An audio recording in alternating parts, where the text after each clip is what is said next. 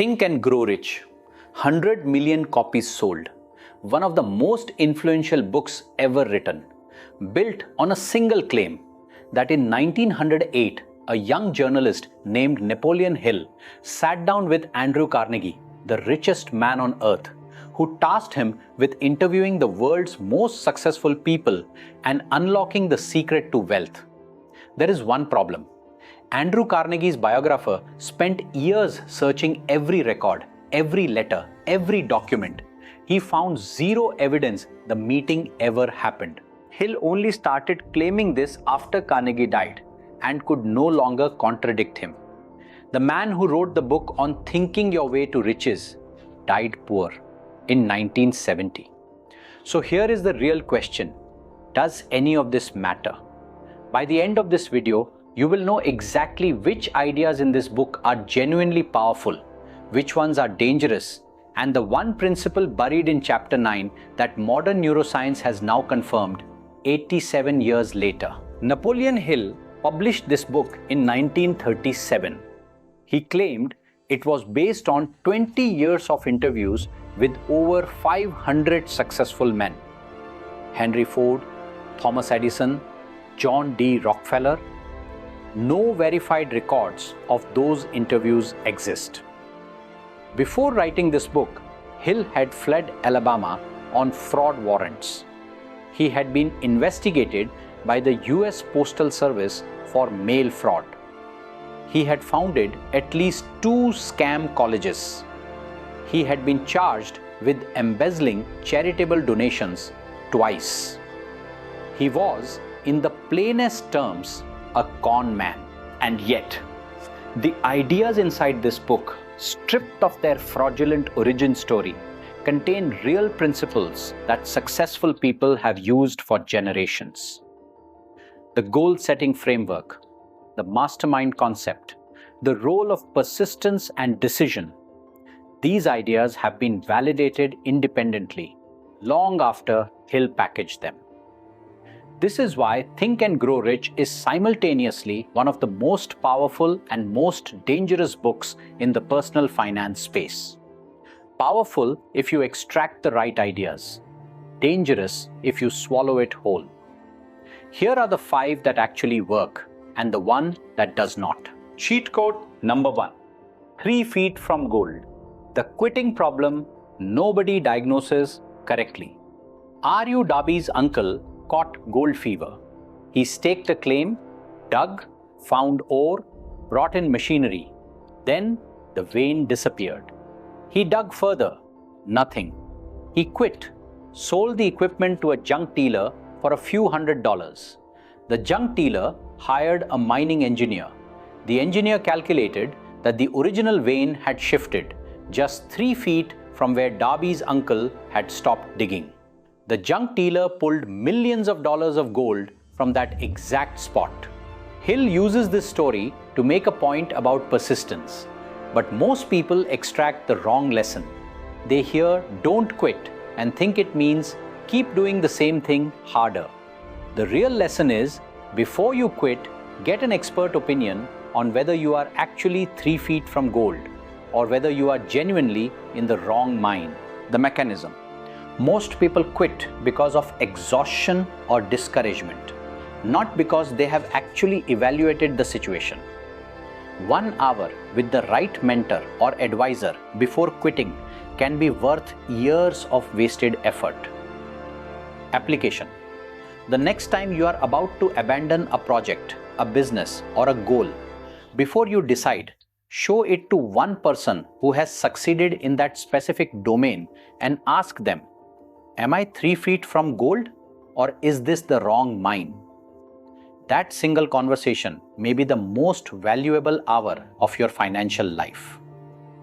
Coming up, the principle Hill buried in chapter 9 that most readers speed past entirely. Cheat code number 2, the decision habit. Why most people stay poor by default. Hill studied 25,000 people over his career, or so he claimed. The one pattern he identified across all of them that separated the wealthy from everyone else was not intelligence, not education, not even talent. It was the speed and firmness of decision making. Wealthy people made decisions quickly and changed them slowly. Poor people made decisions slowly and changed them quickly. This is not just Hill's observation. A 2021 study from Columbia Business School found that high-income earners show significantly faster decision closure than average earners, even when controlling for IQ and access to information. Here is the mechanism Hill identified. Indecision invites outside opinions. Outside opinions create confusion. Confusion produces inaction. Inaction is invisible poverty. It costs you nothing today and everything over time. Every day you delay a financial decision, you are paying an invisible tax that compounds against you. The most powerful example in the book, the American revolutionaries who signed the Declaration of Independence made a single, irreversible decision. And that commitment created the clarity to follow through. Hill argues that the moment a decision is made without a retreat option, the mind focuses completely. Application. Identify the one financial decision you have been deferring for more than 30 days. Not the biggest one, the one that has been sitting longest. Set a deadline of 48 hours to decide. The direction matters less than ending the drain of indecision itself. Cheat code number 3, the Mastermind Principle. The most underused idea in the book, chapter 10. Most readers skim it. Most summaries skip it. This is the biggest mistake. Hill defines the mastermind as a coordination of knowledge and effort between two or more people working toward a definite purpose. The mechanism he describes, which sounds almost mystical but has a completely rational explanation, is this. When two minds work together on a problem, they produce a third mind that neither could produce alone. Modern neuroscience calls this collective intelligence. MIT's Human Dynamics Laboratory studied hundreds of teams and found that groups consistently outperform even the smartest individual, not because of the sum of their IQs, but because of the quality of their social intelligence and information sharing. Every self-made billionaire studied by Hill had, without exception, a group of trusted advisors they met with regularly. Not mentors, not employees, peers who challenged and expanded their thinking. The failure mode is trying to do everything alone. Hill saw this destroy more promising careers than any other single factor. Application. Identify 3 people, not family, not employees, who are operating at a level slightly above yours in the domain you want to grow. Send one of them a message this week, not asking for help, offering something specific you can contribute to their thinking. That first conversation is the beginning of a mastermind. Cheat code number 4. Persistence is a system, not a personality trait. Hill dedicates an entire chapter to persistence.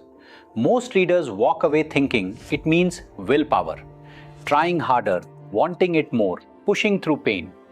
That is not what Hill actually describes.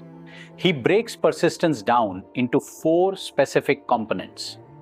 A definite purpose, a definite plan, a mind close to negative influence, a mastermind group for encouragement. Notice what is missing from that list: emotion, motivation, inspiration. Hill's persistence is architectural. It is built into your environment and your systems, not generated moment to moment from your feelings. This is the insight that modern habit science has confirmed completely.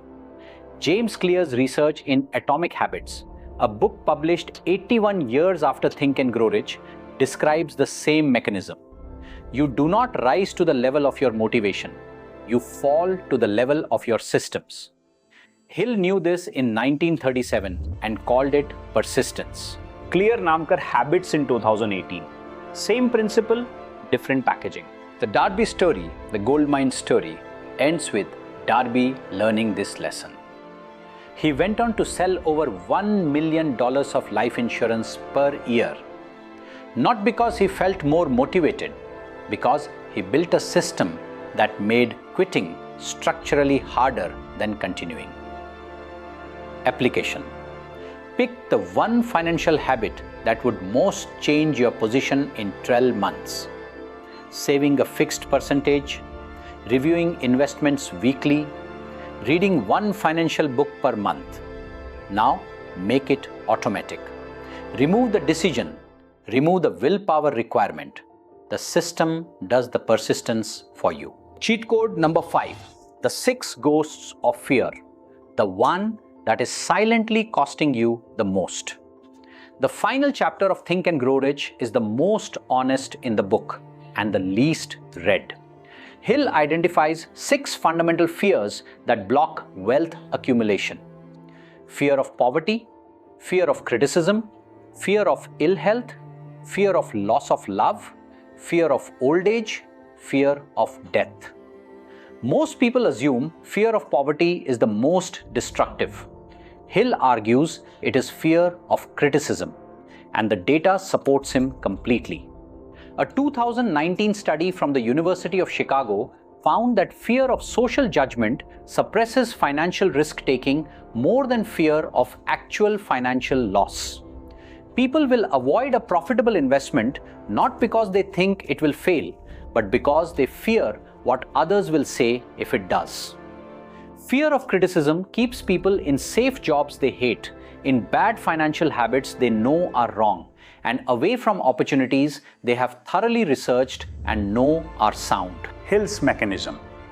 Fear of criticism is instilled in childhood through every "who do you think you are" and "be realistic" comment from teachers, parents, and peers.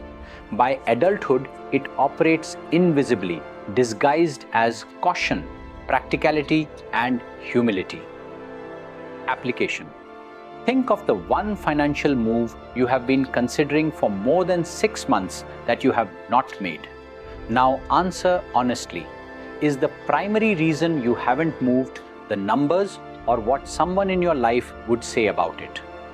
If it is the second one, you have identified your most expensive ghost, the truth.